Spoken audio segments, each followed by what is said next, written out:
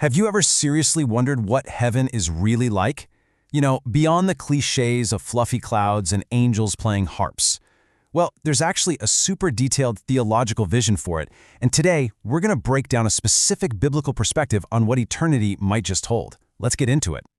Okay, so let's just get the big one out of the way first. It's the question pretty much everyone has. If it's forever, won't it eventually get, well, boring? Is it really just an endless church service? This explainer tackles that exact fear, and you might be surprised by just how dynamic the answer is. So it's kind of funny, right? To understand what heaven is like, the source material first has us look at everything that's not. It builds the picture by first tearing down our current reality and getting rid of everything that's broken. This one verse from the book of Revelation is pretty much the cornerstone for everything else. It describes a new heaven and new earth, where the things that define so much of our human experience, death, grief, sadness, pain, are just gone. Not reduced, not managed, completely and totally gone. Forever. And just think about the ripple effect of that. So much of our world, our society, is built specifically to deal with brokenness and pain. We have hospitals for sickness, police for crime, armies for conflict, courts for injustice. In the world being described here, all of that just becomes obsolete. It's replaced by a fundamental reality of perfect rightness and peace. All right, now this next point, this is one that often catches people by surprise. The source highlights another major part of our human experience that won't exist in the same way we know it, the institution of marriage. The source points to this passage, where Jesus explains that marriage, as we understand it, is really an earthly thing, for this age. But in the resurrected life, he says our relationships are totally transformed.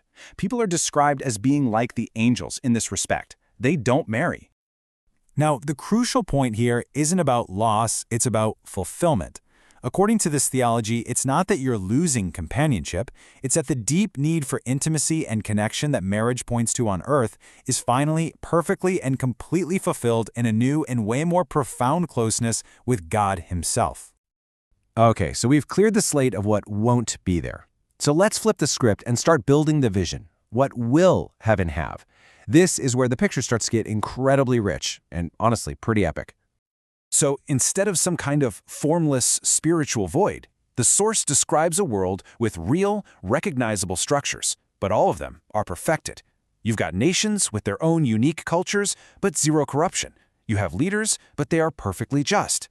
Even things like art, architecture, and food are there, but in their absolute flawless, blemish-free forms.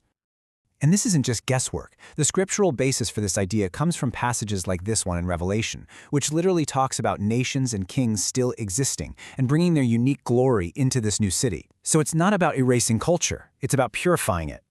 To really wrap your head around the sheer scale of this new reality, the source zooms in on the capital city described in the Bible, the New Jerusalem. And its dimensions are, well, they're frankly hard to believe. Get a load of this number. 1,380 miles.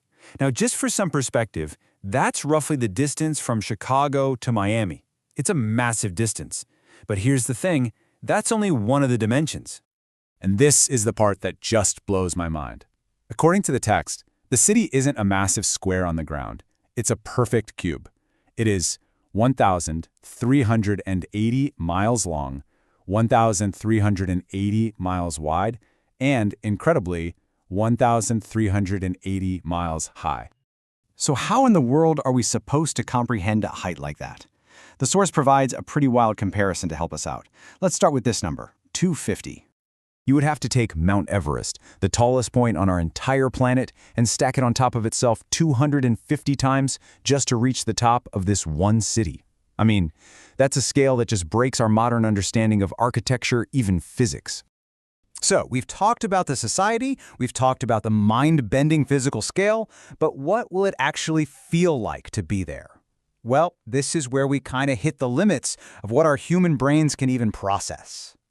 This verse is really at the heart of it. It basically suggests that whatever you can possibly imagine, the most beautiful thing you've ever seen, the most amazing music you've ever heard, it's still just a faint black and white sketch compared to the full-color reality that God has prepared.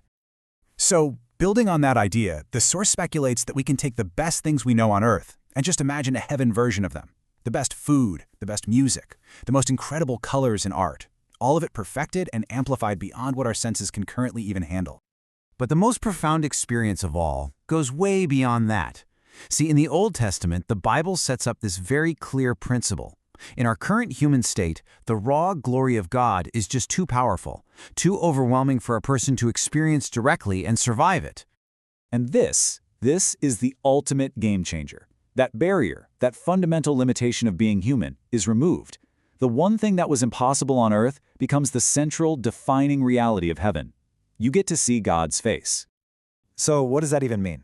Well, the source defines it as experiencing the very author, the origin point of every good thing that exists. Imagine being able to directly perceive the infinite source of all love, all joy, all peace, not just feeling a little bit of it, but being right there in the presence of its endless, overflowing fountain. That, according to this view, is the absolute core of the heavenly experience. So after describing this incredible, mind-blowing place, the source concludes with what it presents as the single most critical piece of information. How does a person get there? And on this point, it's very specific. The entire path is really summarized in this one famous statement from Jesus. The claim here is that he isn't just a way to get to God, or one option among many. He's presented as the single, exclusive way to God the Father. According to the Bible, trusting in who Jesus is and what he did is the only path to enter this heaven. And so the source leaves us with this final thought, and it's framed as a really simple analogy. If you wanted to visit someone's home, you'd need their specific address, their directions. So if heaven is God's home, the question becomes, are you following the map he provided? It's a powerful question to end on, and it really summarizes the entire point of this theological framework.